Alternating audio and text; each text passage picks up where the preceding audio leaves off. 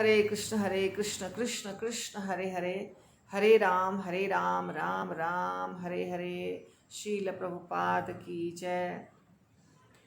कुरुक्षेत्र के युद्ध भूमि में अर्जुन और उसके भाई दुर्योधन और उसके सारे भाई अर्थात ये पांडव और वो कौरव दोनों आमने सामने खड़े हैं। शंख ध्वनि हो गई है, सारे अस्त्र शस्त्र से लेस हैं और अब तीर धनुष भाला बर्छा सब चलने वाला है। तभी अर्जुन के दिमाग में आया कि मैं ज़रा देख लूं कि कौन कौन हैं जो मेरे साथ युद्ध करने वाले हैं या जान देने के लिए तैयार हैं।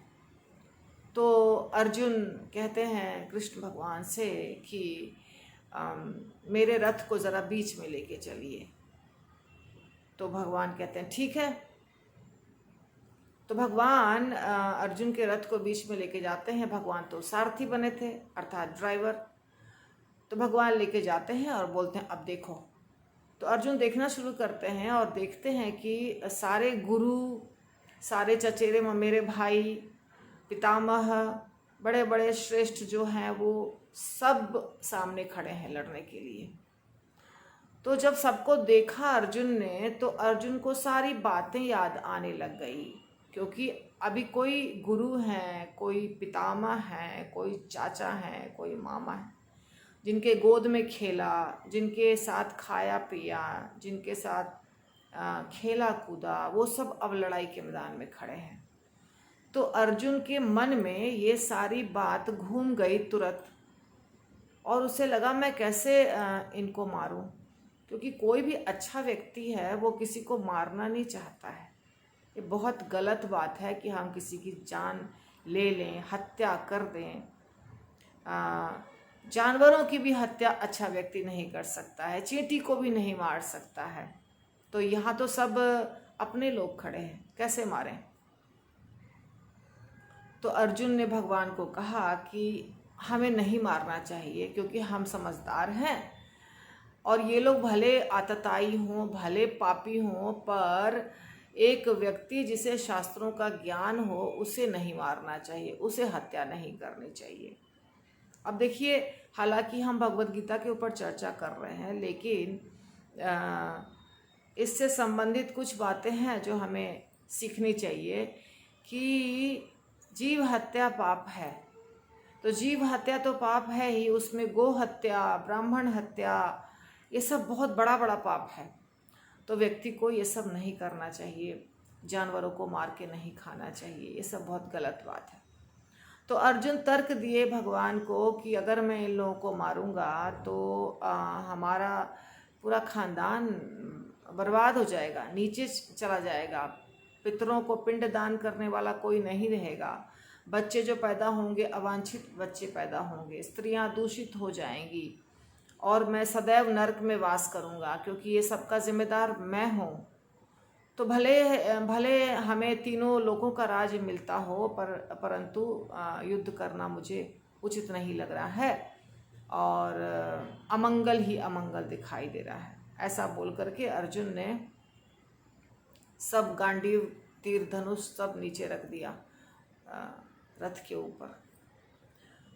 तो भगवान को कहा कार्पण्य दोषोपहत स्वभाव पृच्छामि त्वां धर्म सम्मूढ़ चेता यत् श्रेयः स्यान्निश्चितं ब्रूहि तन्मे शिष्यस्तेहं शाधि मां त्वां प्रपन्नम। मुझे बताइए कि मेरे लिए क्या अच्छा है। मैं आपका शिष्य बन गया, अभी ही आपको गुरु स्वीकार कर लिया, क्योंकि मैं कृपण हूँ, मेरे में कृपणता का दोष है। मैं बहुत दुर्बल हो चुका हूँ, मजबूर हो चुका हूँ। मुझे समझ में नहीं आ रहा है कि मैं क्या करूं क्या नहीं करूं। तो क्या श्रेयस्कर है मेरे लिए, क्या उचित है मेरे लिए, इसका ज्ञान मुझे आप दीजिए। तो जब अर्जुन ने भगवान को गुरु के रूप में स्वीकार किया तब भगवान उसे ज्ञान देना शुरू किए। तब तक सिर्फ भगवान सुनते रहे। तो ये समझने वाली बात है कि जब हम भगवान को शरणागत होते हैं तब भगवान हमारी जिम्मेदारी लेते हैं। खाना पीना, कपड़ा लत्ता, ये सब भगवान आपको हमेशा देंगे, लेकिन भक्ति नहीं देंगे, ज्ञान नहीं देंगे। वो तब देंगे जब हमारे अंदर थोड़ी बहुत कम से कम श्रद्धा रहेगी कि हाँ ये भगवान है, हमें इनके वचनों पर विश्वास करना चाहिए, हमें इनके मंदिर जाना चाहिए। ये सब होना अति आवश्यक है। तो अर्जुन ने जब सरेंडर किया तब भगवान पहले तो डांटते हैं, असोच्यान अन्वसोचस्त्वं प्रज्ञावादाश्च भाससे गतासून अगतासूंश्च नानुशोचन्ति पंडिता। पंडित की तरह बात करते हो और क्या किस चीज़ के लिए दुख करना चाहिए, चिंता करनी चाहिए और किस चीज़ के लिए नहीं करनी चाहिए वो तुम्हें पता नहीं। जिस चीज़ के लिए दुख नहीं करना चाहिए उसके लिए तुम दुखी हो, और जिस चीज़ के लिए दुख करना चाहिए उसके बारे में तुम सोच नहीं रहे हो। फिर भगवान ये श्लोक बताते हैं 2.12, न त्वेवाहं जातुनासं न त्वं न इमे जनाधिपा न चैव न भविष्यामः सर्वे वयमतः परम। ये जो तुम्हें सारे राजा दिखाई दे रहे हैं, युद्ध भूमि में करोड़ों लोग खड़े हैं, और तुम स्वयं और मैं जिससे तुम बातें कर रहे हो, ये सब हमेशा थे, भूतकाल में थे, वर्तमान काल में हैं और भविष्य में भी रहेंगे। इनका अस्तित्व हमेशा रहता है। ऐसा कभी नहीं हुआ कि ये नहीं थे और अभी अचानक आ गए और ये फिर नहीं रहेंगे, ऐसा नहीं हुआ। तो ये तो बड़े आश्चर्य की बात है, क्योंकि हम तो देखते हैं कि लोग जन्म लेते हैं फिर मर जाते हैं। तो भगवान इसी समय अर्जुन को आत्मा के बारे में वास्तव में बता दिए। खुल करके आत्मा शब्द का प्रयोग नहीं किया है, परंतु ज्ञान दे दिया अर्जुन को आत्मा के बारे में इसी श्लोक में। और ये श्लोक ये भी बता रहा है कि आप नित्य हैं, शाश्वत हैं, कभी समाप्त नहीं होते हैं। क्या होता है, ये शरीर बदल जाएगा। पहले अलग शरीर था और बाद में दूसरा शरीर मिला, फिर तीसरा शरीर मिलेगा, ऐसे शरीर बदलता जाएगा। लेकिन शरीर के अंदर जो देही है, देह और देह को धारण करने वाला देही, दो चीज़ होता है। ये कपड़ा है और कपड़ा को हम पहने हैं, तो कपड़ा तो सब कुछ नहीं है। बाहर से क्या दिखाई दे रहा है, कोई धोती कुर्ते में है, कोई शर्ट पैंट में है, कोई कोट में है, यही दिखाई दे रहा है। लेकिन वास्तव में उसके अंदर एक व्यक्ति है जिसने उस कपड़े को धारण किया हुआ है।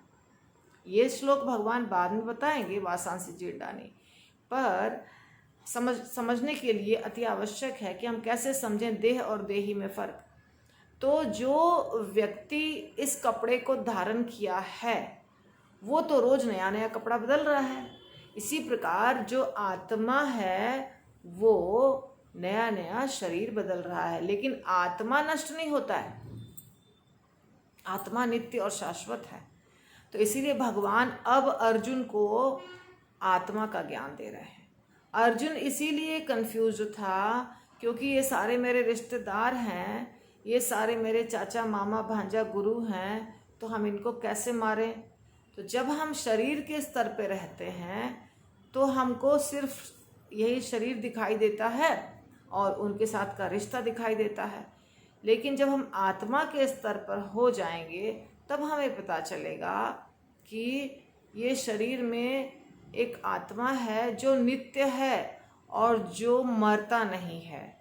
और भगवान अर्जुन को आत्मा के स्तर का ज्ञान देने वाले हैं। और ये पहला श्लोक है जिसमें उन्होंने ये बात बताई।